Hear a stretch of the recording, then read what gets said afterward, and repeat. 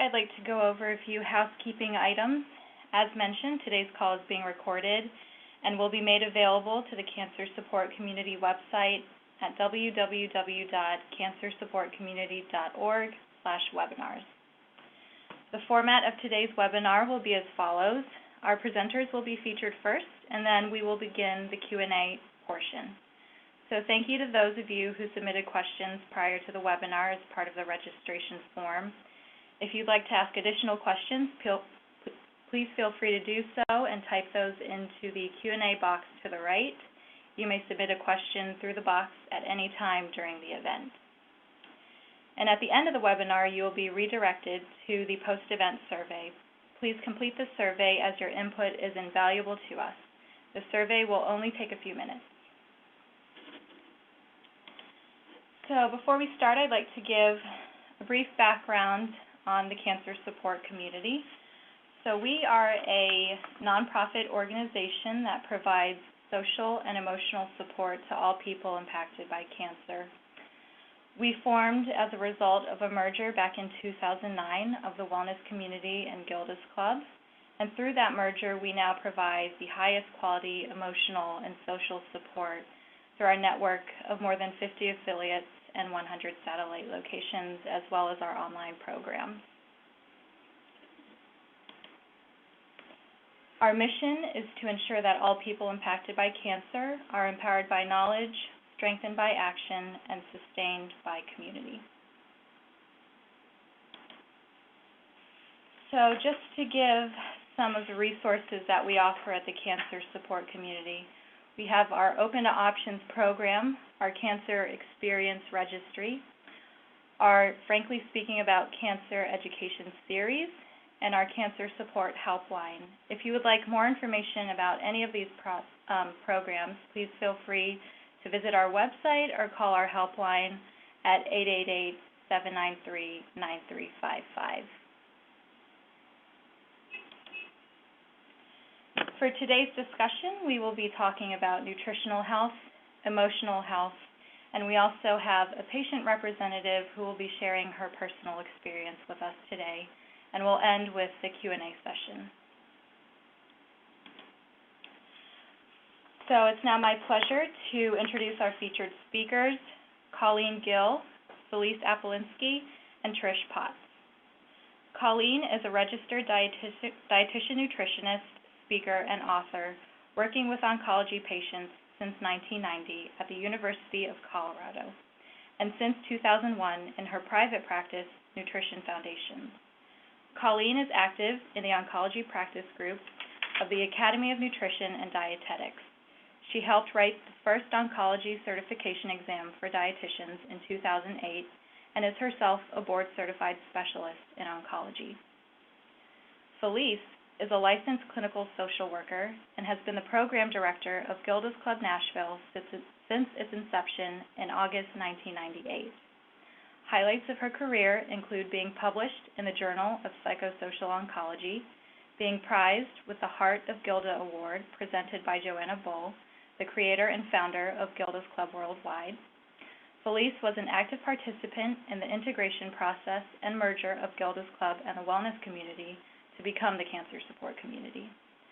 She exhibits a strong collaborative and mentoring relationship with many of the 50 affiliate program directors.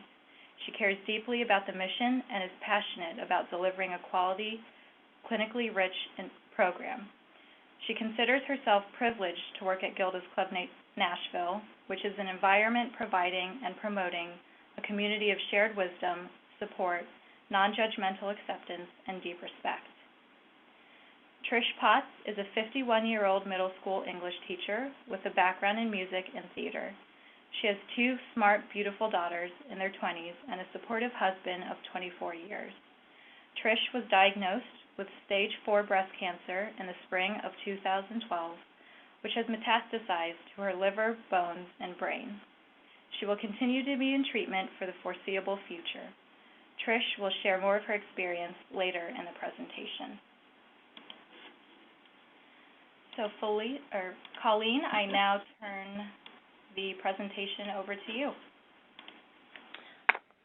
Good afternoon. My name is Colleen, and I am going to be talking about some of the issues that actually affect nutritional health, but more specifically, maybe I'm not advancing this correctly. I don't seem to be. Let's see. Any thoughts, Rhea, about how I do this? I just pushed it on my keyboard, and it's not working. Sure, I can advance slides for Can you? Okay, just advance the slide. Sorry. Okay. So managing the nutrition issues that particularly affect fatigue and quality of life, because that's one of the big topics that I am often asked to address with our patients here at the university. So I've selected some topics that fit around that, and hopefully we'll touch on some of the issues that are important to you as well. So we're going to be talking about hydration, about some of the things that help stabilize blood sugars and weight, exercise, sleep, and how that can be impacted and how we can manage to work around that, hot flashes and all of their impacts, and then various supplements that might impact some of the concerns for the breast cancer group, fatigue, bone density issues, and anemia. Do you want the next slide? Okay, here we are. So I always like visual graphics because I think it can help people figure out where they are in the spectrum of what we're talking about. And this is a fatigue scale from the Oncology Nursing Society that I think is very appropriate for many people. And you can pick where you are on that schema and see if we can move you a little bit to the left and help you with that. Again, I'm not advancing it for some reason, so if you can.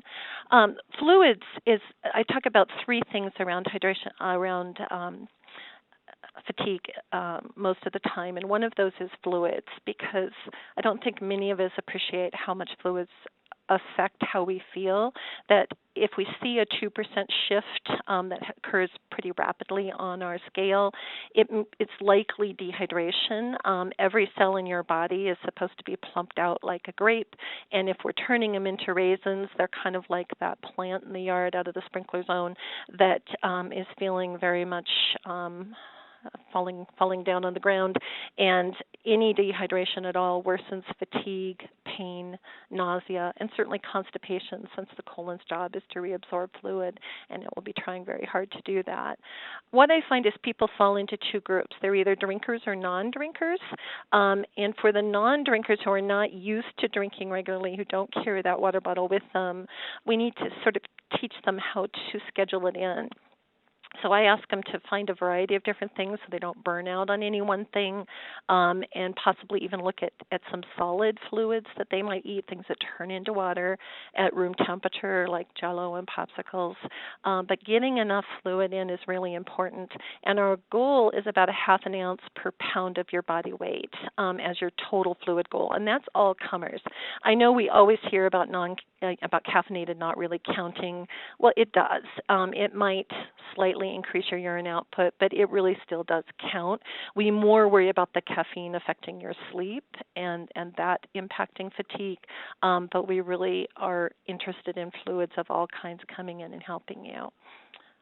We'll move on now to the next thing, which is to make sure that you're getting in enough calories that we're not losing weight and muscle, which impacts a lot of quality of life for people that we call activities of daily living. If you're not able to have the strength to maintain your independence, that affects people's ability to feel good about how they're doing, certainly affects their fatigue. And if we get malnourished, then we're certainly compromising immune function. We can end up with some macronutrient deficiencies, and often it delays therapy, since physicians will hold treatment for what we call failure to thrive, or feeling like you can't handle that next round of treatment. So part of our job as dietitians in cancer centers is to help people figure out ways to work around the problems they're having eating and getting enough calories in. Next, Rhea. These are the things that I tell my patients will work for them, and if we can get them to do three things, we're in good shape. One is to set up a schedule, and that means you're eating often, and I'm usually having people set cell phone timers so that they don't forget. Otherwise, it's really easy to have time go by and not realize that you haven't fit in that snack that you meant to fit in, but you just didn't realize because you weren't hungry. If you post a list of things that I tolerate, notice I'm lowering expectations here. That list can take a lot of pressure off of you in terms of coming up with an idea, and it can also prevent burnout where you fall back on the same thing over and over again. So it keeps some variety going with that. We start healthy, but with calories. Really, if you're eating pretty small volumes, nothing's going to be problematic. I try to make it as easy as possible, have people keep it near them by their chair or bed if they're not up much. And we really talk about pacing their eating and drinking if they're watching television with commercials. Every time there's a commercial, just pick it up, eat a couple bites, drink a few ounces of fluids, and by the time the program's over, you really have gotten to where you need to be. And then the third thing will be including some fluids that have calories in them, which will really help you as well get those calories in that you need. Of course, some people are subconsciously influenced by the fact that people might be telling them that they actually look good, that they're losing weight, and we really try to emphasize that they shouldn't be losing weight too fast because you're losing muscle as well. Next, Rhea. One of the things, another kind of conflict that can come up for patients is the whole concern around sugar and blood and having sugar in the foods that they're eating. But I'm really aiming at people maintaining a steady source of blood sugar, because if they do not, there's less energy available for their cells, and obviously that's going to create some fatigue. So we talk about eating at least 4 times a day, those small frequent meals, including protein in every snack or meal. About a quarter of the protein that you take in is going to convert to carbohydrate over about 2 hours, and that actually kind of stabilizes your blood sugars as you're beginning to come back down from the initial burst that you got from the carbohydrate. So I have lists of snacks that I give people that are choose 1 protein, 1 carbohydrate. And the other part of all of this is to sleep well, to limit problems with how you're handling those carbohydrates. Maria, next one. I use the plate model, which is developed by the American Institute for Cancer Research. If you haven't contacted them, they're an excellent resource, aicr.org. But as you can see on the plate, we include about a quarter of the plate surface being carbohydrate, a quarter protein, and half fruit and vegetables. I put beans in that section as well. But what that does for us is make sure we have sort of a gentle rain of carbohydrate coming down at one time, just a little bit at a time, not too much that you overwhelm your ability to handle it. We're mixing it in the right mix so that we're not eating carbohydrates by themselves. That will empty out of the stomach pretty quickly. We're putting some protein and carb in there with it, and that's going to help immensely with keeping blood sugars very stable. And if there is an indication of insulin resistance or pre-diabetes, we talk about the right type of carbohydrates, and we look at less processed foods, foods that have a lower glycemic index that don't convert as rapidly into blood sugar. And of course, sleep and exercise and being a good healthy weight helps with that control as well. The whole topic of sugar and cancer, I actually just wrote up a 11-page handout that's been posted to the oncologynutrition.org website, which is the website for the practice group of dietitians who work with oncology patients. And I'd encourage you to go there and look on the website under Eat Right for Cancer, and you will find that there if you have more interest in any of that information. Exercise is so important around fatigue, and it seems sort of counterintuitive to people because when you're tired, the last thing you want to do is exercise, and probably exercise is a bad word, and we should really use activity. When people are tired, they tend to be less active, and when they're less active, they actually have worse fatigue. So exercise or activity helps with everything that improves blood flow and releases the hormones that help with mood and sleep and help with those stiffness in the joints that breast cancer patients can get because of lack of estrogen, limits hot flashes, helps with bone function, bone strength. Everything is under better control with a little bit of activity. So we're not talking about marathons, but we're talking about moving your body in some way every day. when we start out, I often find that people are a little hesitant, sometimes for good reason. I think that if they have bone lesions or low platelets, a physical therapy evaluation is really important. It can reassure you about where you are and what's safe for you and what you can do, and you have some supervision with that, which is real helpful. Many physical therapists that work with cancer patients will give you a lot of insight into that. I also think if you have friends that you're doing things with, you're a lot less likely to cancel on them if they're coming over to walk with you. You can track what your activity level is, your steps with pedometer or Fitbit, which is one of the little wrist things that track the number of steps that you're doing and actually communicate with your computer. And then there's a lot of options, and again, it's nothing extremely strenuous, but I often find people will do well with water aerobics, walking, just starting with very small intervals and resting and adding those up through the day, and it will help you limit your loss of muscle and strength. Under the types of things that actually cause us stress, things that are new to us or unexpected, that are a threat to ourself or our ego, and that we have a sense of lack of control over, all of the things that help with stress management, exercise fits prominently in all of those things, along with some of the things you'll hear about later today too, some of the social support. Really important to think about fitting some of those things in, and also maintaining a reasonable schedule, which I'll talk about in a second. With chemo brain, which is a common complaint I hear from our patients, people have a difficulty with new information, with focusing, and they have often noticed it even before treatment begins. Some of the recent studies actually, though, say that it seems worse to you than it is or is perceived by other people, and that the measured deficits aren't as extreme as you might think. There certainly are things that help with neurocognitive behavior, working with a therapist. Physical activity is a big piece of this, and so is mental activity, working little puzzles and things like that. And then tincture of time, unfortunately, in distance from chemo can help as well. More importantly, I think most women have a really hard time letting anybody else help them, and it's really difficult for us to prioritize our activities and let others help when they're able to. If you can delegate to people, number one, they want some ideas. I often tell patients, if you give your friends ideas of how to help with you, a specific recipe, come walk with me on Thursday nights, it actually keeps them off the internet and from digging up all kinds of strange things that just increase your stress level for you. So, go to mealtrain.com. There's website-based programs that can help you organize that support, and you can save your time for the things that only you can do and that you do best, and pace that and divide that into tasks that are possible in short bits of time. Crock pots are wonderful.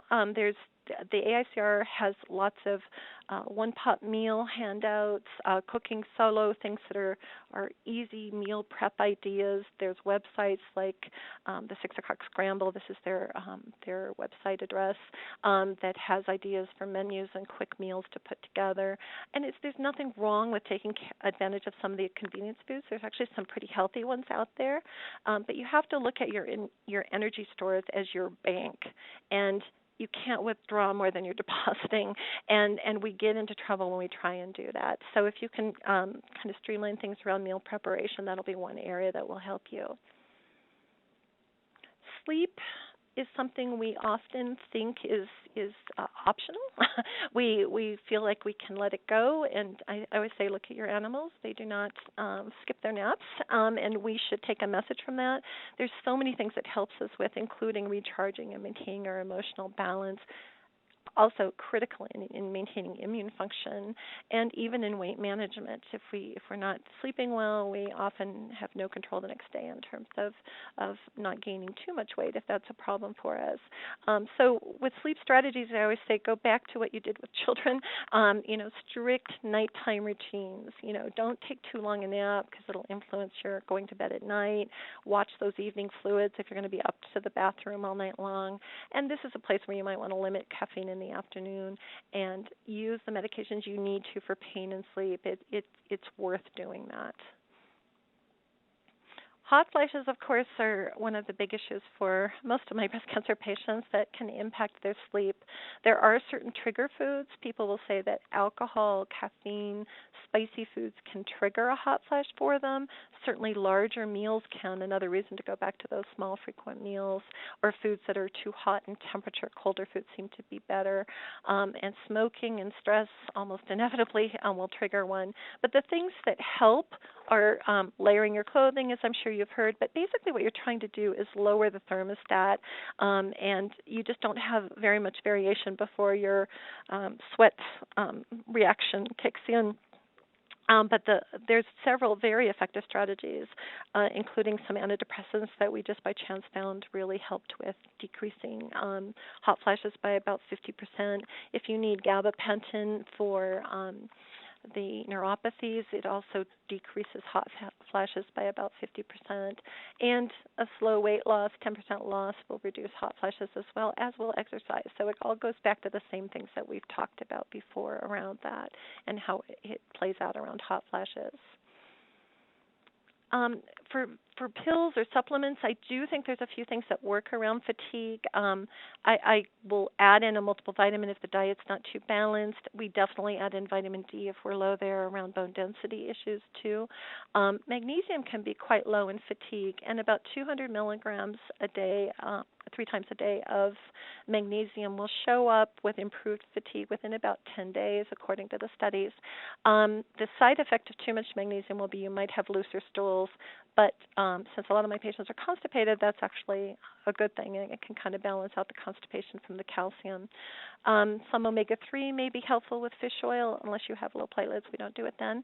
And L-carnitine is a nutrient that there's been several studies showing some improvement in fatigue with taking some of that, and seems very safe for you. Next. I do always like to point out that if you're anemic, if you're noticing that your red blood counts are low, this is not a lack of nutrients 90% of the time.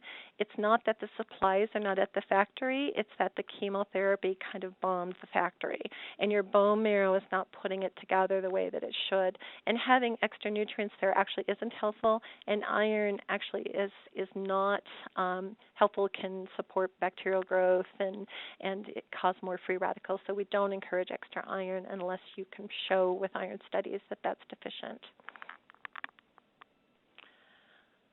Okay, 2 minutes, so I'm going to try.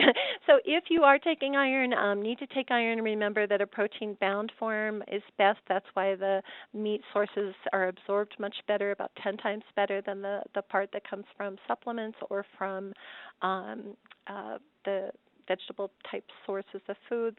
But you can increase that absorption by combining it with vitamin C, and you will decrease it if you take it at the same time as tea or antacids or calcium supplements. Next. For bone health, I know everyone is told postmenopausal you need 1,500 milligrams of calcium, and that's true, but that's including your diet. And there was actually a study that showed that having extra calcium supplements when you had already had enough in your diet ended up with calcification in the blood vessels and is not a positive thing around heart health. So, and you should be taking citrate form if you have kidney stones, if you have constipation, or if you're on any kind of proton pump inhibitor or antacid kind of medications. It will be absorbed better. Again, magnesium helps with bones and also limits the constipation. And we go back to exercise and a few things we want to avoid, like too much protein and salt and vitamin A, alcohol. That's an issue around bones. But we need to be measuring bone density every 2 years if you're on an aromatase inhibitor, which most of my patients are. Next. Getting enough vitamin D is really an issue because our environment has changed so much. We're indoors, we're not out working, and we are actually putting on sunscreen if we do go out, and that means we make less vitamin D, and most people are deficient, and we need to be taking some in. I encourage everybody to get their level checked. It should be between 35, 32, and 40 or 60, and as long as it's in that zone, you're doing the right thing. If not, we need to add some extra vitamin D, preferably vitamin D3 for you. And one of the benefits around breast cancer is you actually get higher vitamin D levels is correlated with less joint pain when you're on those aromatase inhibitors. So in summary, the last slide I have is that if we can eat those small, frequent mixed meals, we'll stabilize those blood sugars for your energy level. If you can drink more fluids, and I know for some of you that's work to fit that in, but and get some regular exercise that you also schedule in. Work a little bit on your sleep. Make sure that that's not too low a priority because it does affect so many different things.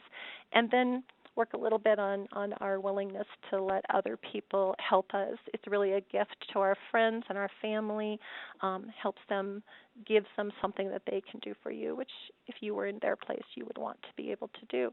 So that's all my slides. I hope that was helpful, and I'll turn this back over to Rhea. Great, thanks, Colleen. Felice, I now turn it over to you, and if you'd like, I can go ahead and forward the slides for you as well. Oh, I think I can do it. Thank you. Okay. I don't know what I did. I think. I'm not sure. We'll see. So, good evening, everybody. I have been charged with speaking to the emotional health issues that are involved when someone is living with metastatic breast cancer. And the challenge in doing that is that when you're speaking broadly about something that is very unique and very individual, it may not resonate. Everything I say is likely not going to resonate with every single person on this call. But hopefully there will be bits and pieces that do, in fact, resonate with you and get you thinking or get you making a change in seeking, various coping skills.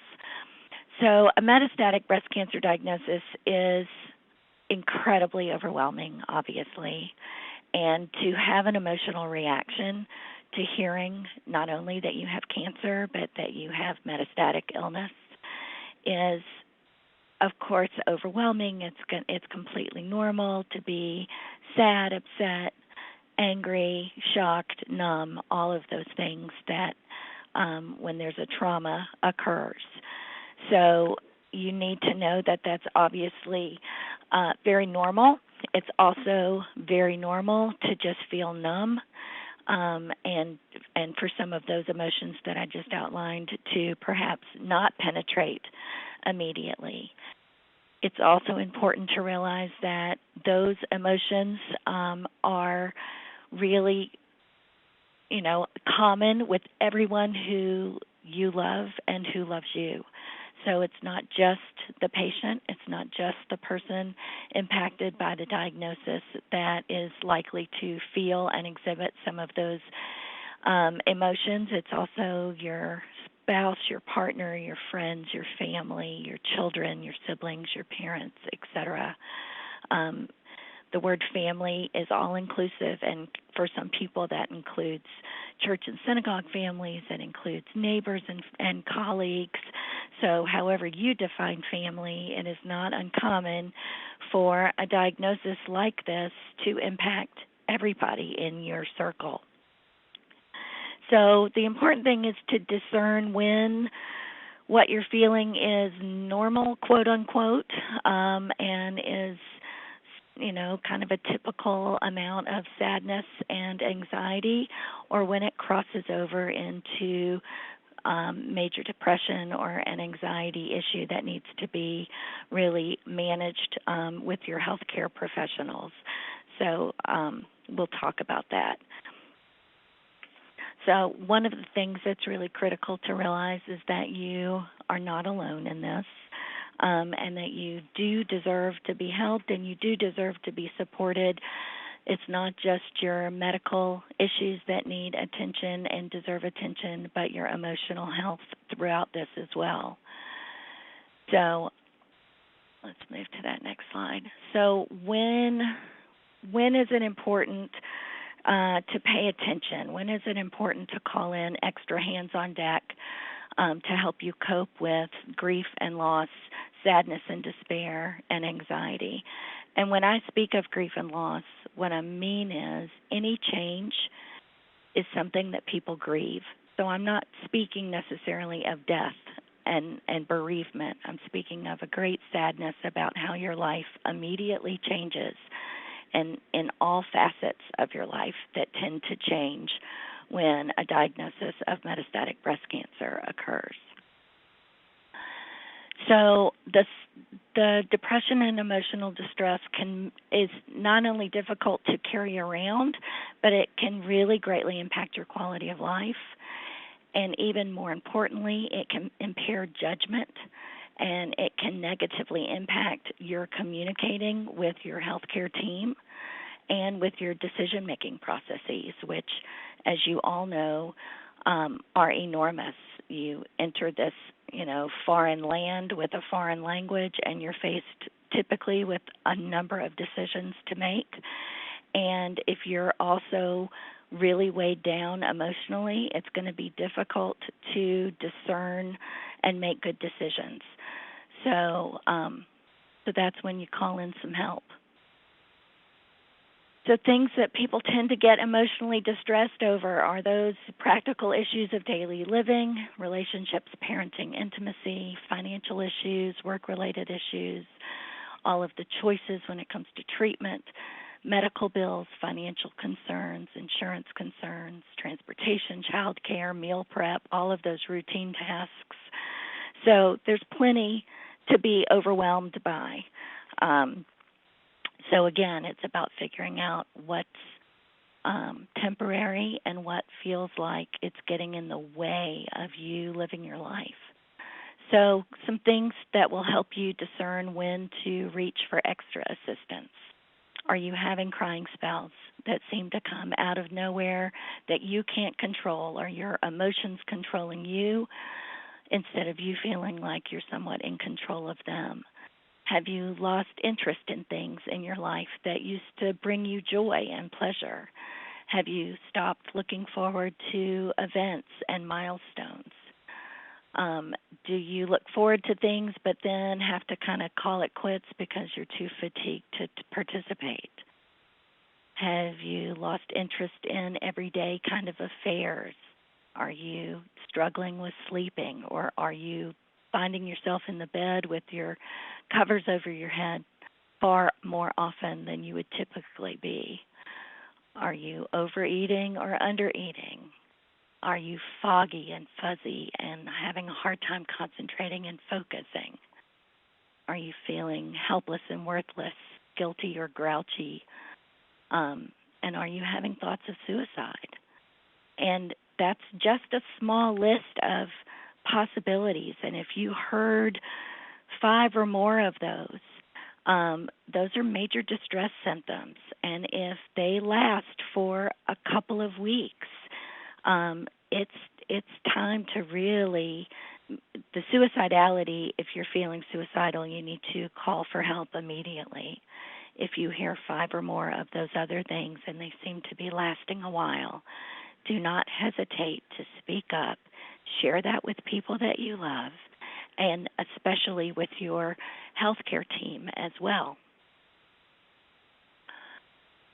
So one of the things that really get impacted when diagnosed with metastatic breast cancer is relationships and communication with partners and spouses and people that you love.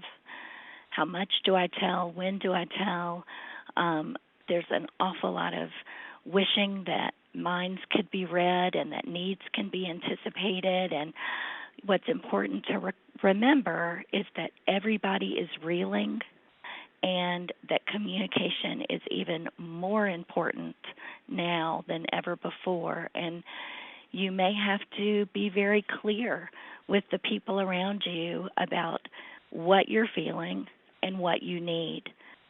And I realize that can be overwhelming to have to do one more darn thing when you've already got enough to do, just moving through decision makings, moving through treatments, making plans, to also have to communicate with the people around you about what you need and how they can help you just seems like a lot, but I assure you that if you can find a way to do that, whether it's an email, a blog, a letter, a conversation, a family meeting, a meeting with a therapist and a family support kind of opportunity, it's going to make your life and everybody else's life easier if there's some good communication and if other people are invited to communicate about their needs as well. So there's a whole laundry list of ways to help you manage distress, and it's not just medicines, although medicines can be, pharmaceuticals can be a wonderful tool to help manage some anxiety and depression. So I would strongly recommend that you speak to your healthcare provider about that if that's of interest to you. But there are also other methods, whether it's individual and group therapy, support groups. I'm a huge proponent and a huge believer in the power of support groups, but they're not for everybody. They can be too emotionally intense. You can fall in love with people that you then walk to end of life with and have to move through grief and loss of someone who's been in your support group, which can be difficult. So you have to choose really wisely about, are you someone who takes on other people's stuff, or are you someone who can support other people and be supported by other people and realize that your story is your own and just take what works for you in that process. There's also a lot of mind-body stress reduction kinds of classes and workshops available right now. They're pretty big and easy to find. Yoga, Tai Chi, Qigong, guided imagery, mindful meditation. Whether you go to a class or a workshop or you buy a book or a CD, there's also apps all over the place, many of them free, that provide some mindful meditation kinds of nuggets. There's DVDs where you could do yoga at home, but you also can go to places like Gilda's clubs or cancer support communities and participate with other people impacted by cancer in these mind-body movement kinds of opportunities. Laughter is a huge source of stress relief. There are a lot of people that can't access tears, but they can access laughter, and if you can do that, then many times that will kind of open the floodgates a little bit and help you access other emotional pieces to help you unload that as well. Now, I talked a little bit about your support groups. So in summary, just make sure that you are taking stock of your emotional impact and your emotional needs, and that you are communicating that with people that you love and with your healthcare team so that you give yourself the privilege and the gift of lightening your load as you move through this really difficult time. So I think I'm going to pass it on back to Rhea to introduce Trish. Thanks, Felice. Mm-hmm. Okay, Trish, now I pass the presentation over to you. Okay, thanks, Rhea. Mm-hmm. So I may need some help with the slides. Thank you. I've been dealing with metastatic breast cancer for 2.5 years now, and it's quite a roller coaster. And I feel like I've been through several different stages with all of this, and it all gets shaken up every once in a while. But I feel like right now, after 2.5 years of constant treatment, and I'll be continuing in treatment for the rest of my life, is what my doctors say, I feel like right now we're kind of at a cruising speed. The thing that hits me the most about metastatic breast cancer is the sense of isolation that it can give.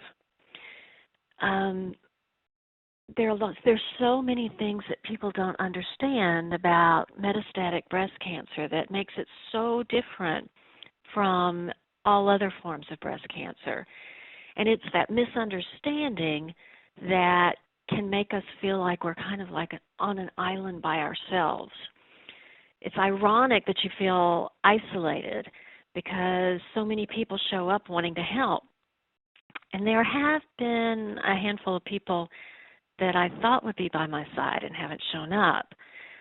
But it's really hard for some people, and we're all just doing the best we can. I've been really lucky, though, and there have been far, far more who have stepped up. And I have been overwhelmed with kindnesses. One of the reasons that I feel like metastatic breast cancer isolates you is because I find it really hard to accept help when I really need it. Having a stranger open a door for me, that's easy to accept because I could open that door myself. But allowing someone to bring me food and see me bald and pale and shaky with no eyebrows or lashes, that's hard. And I don't want to be truly dependent on others, and I never have been until now, and I don't like it. So that's part of what I feel like isolates. And the other thing is that so few people understand what metastatic patients go through. Just recently, I was surprised when my mammogram nurse said she had never heard of someone staying in treatment, as did my dentist. And it's frustrating when most of the media is covering, it gives the impression that when you have breast cancer, you go into treatment for a while and then you're okay. And those with metastatic breast cancer are not going to be okay. There's no hope of remission, and people don't understand that, and they don't really want to hear it when you say that. The final isolating element that I see is that those around me, they can only take so much. I'm dealing with it every minute, and they're not, and that's okay.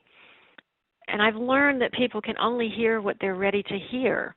If I say that cancer has moved to my spleen, but the liver tumors show no new growth, they'll respond with, "Thanks for the great news."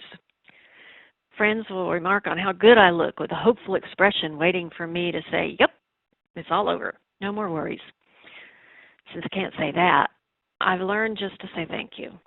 And then when I give more accurate information, I often find myself in the awkward position of emotionally taking care of the other person. So I find myself sharing my realities less and less frequently, which makes me feel more and more isolated. I cope emotionally by letting myself feel whatever I'm feeling. There are times that I cry, and honestly, there's more times that I laugh. Most of the time, life is just life, and it's full of laughter and tears. Since I'm a teacher, I also really appreciate the normalness of my classroom. My 8th graders really don't care that much about my cancer. They're all just trying to pass Friday's test and understand the opposite sex.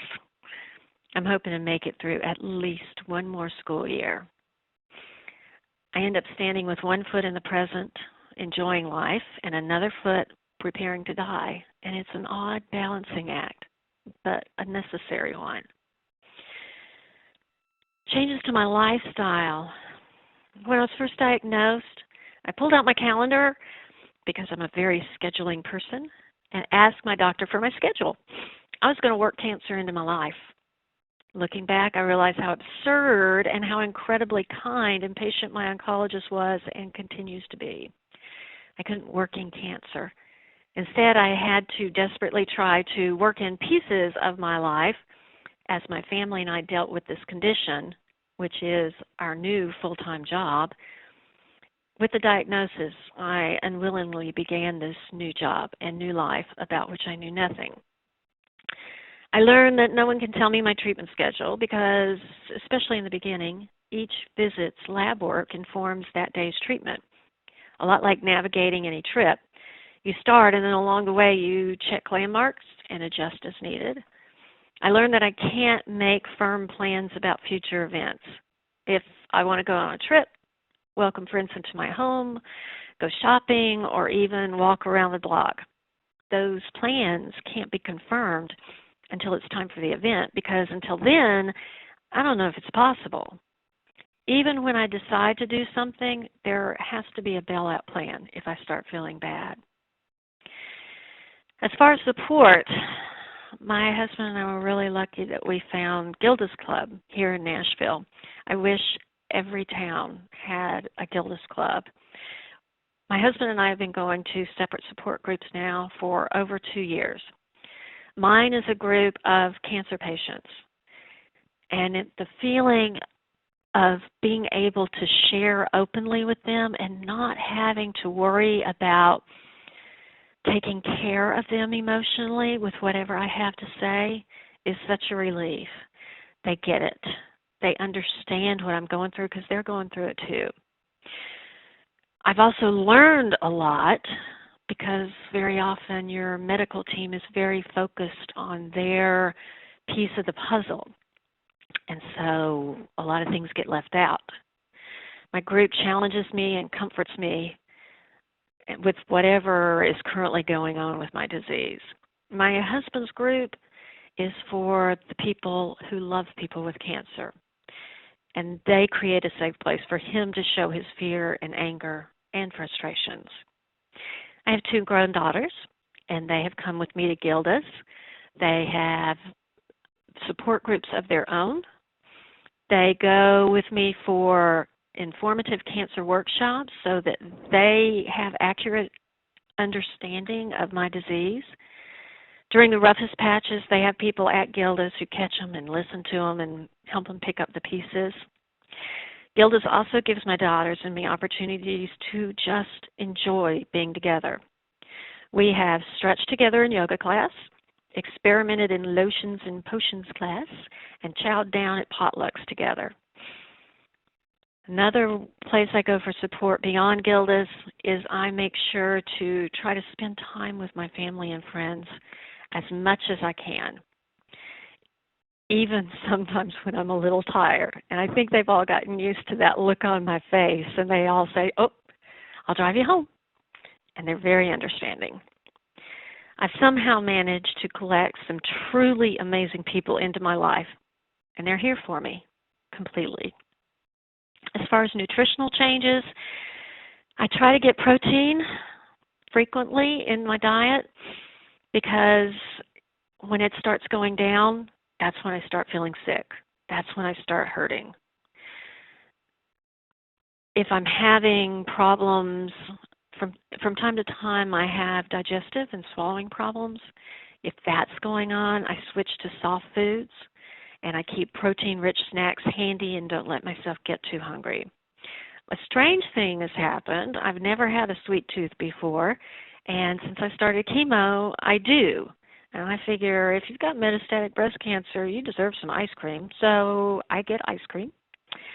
But my taste buds are always changing.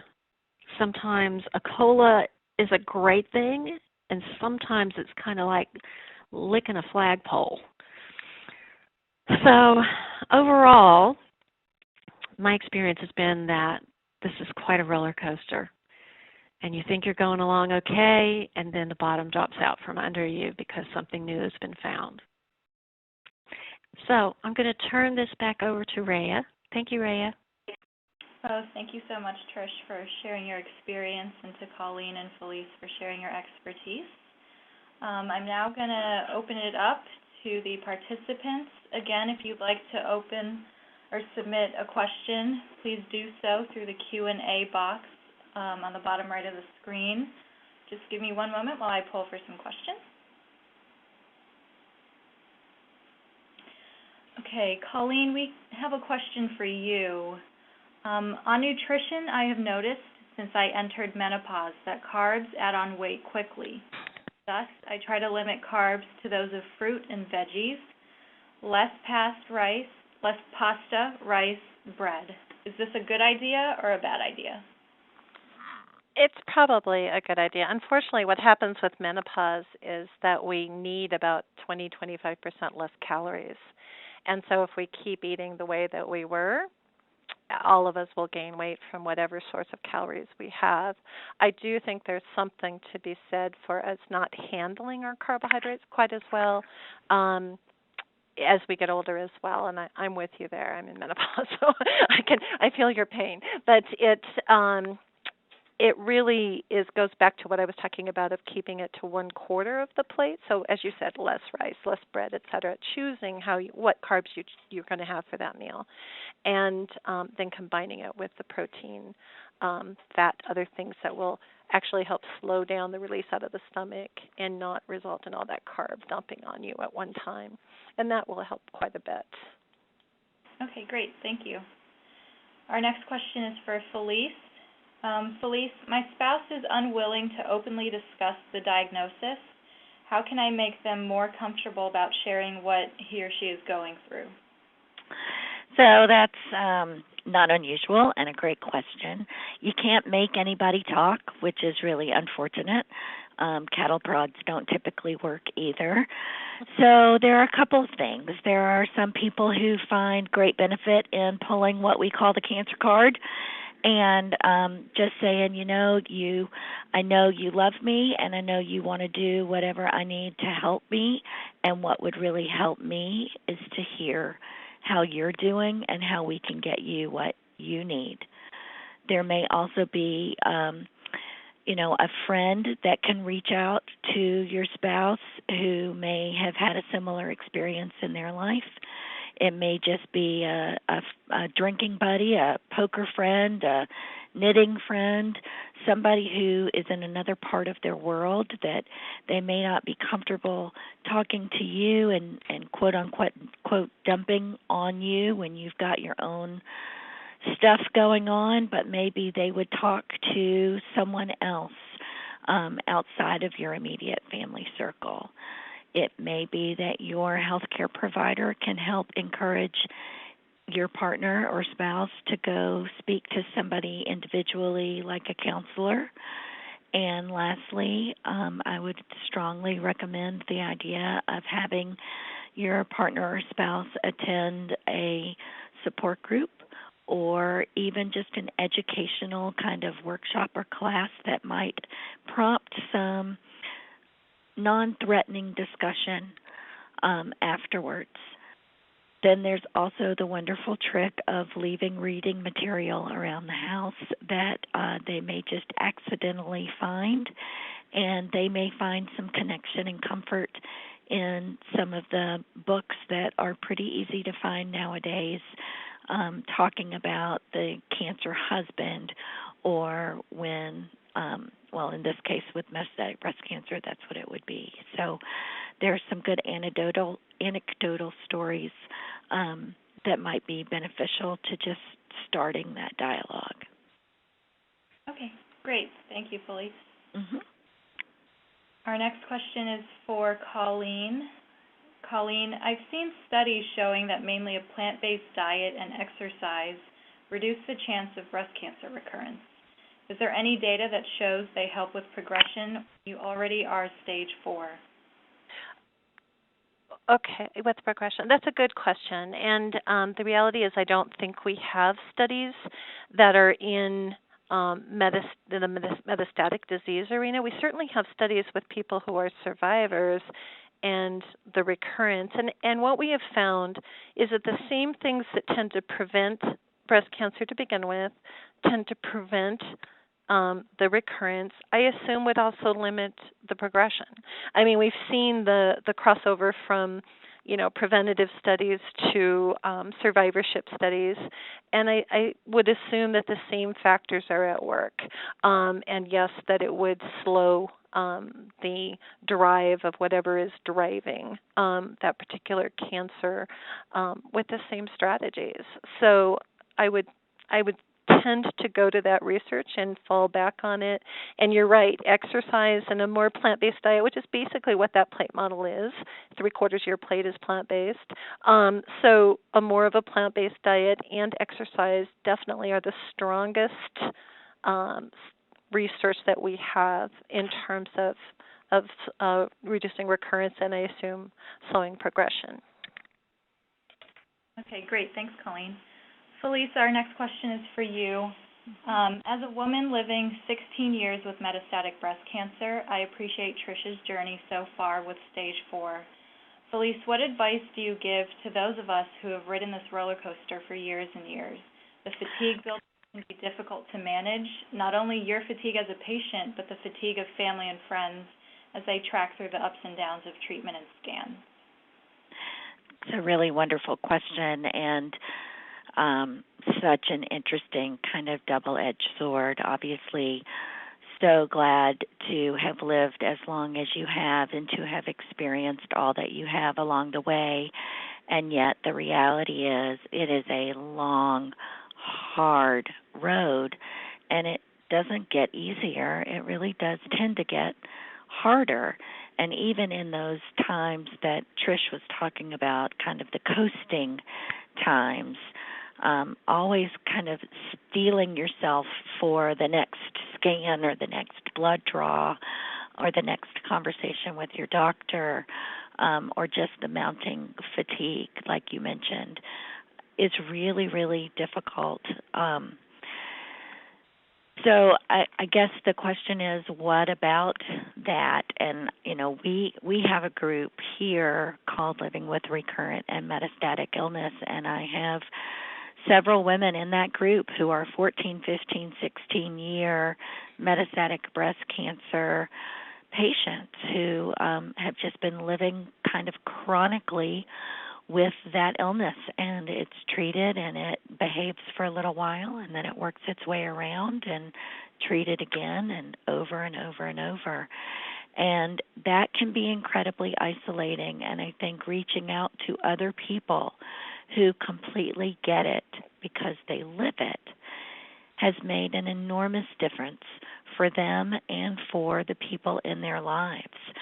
So whether it's in a face-to-face support group or an online support group that's professionally facilitated, like through the cancer support community, or just finding a friend who is in a similar circumstance, there is something about that shared experience that breaks through the isolation for you and those around you that can make an enormous difference in kind of holding on to each other and trudging down that road.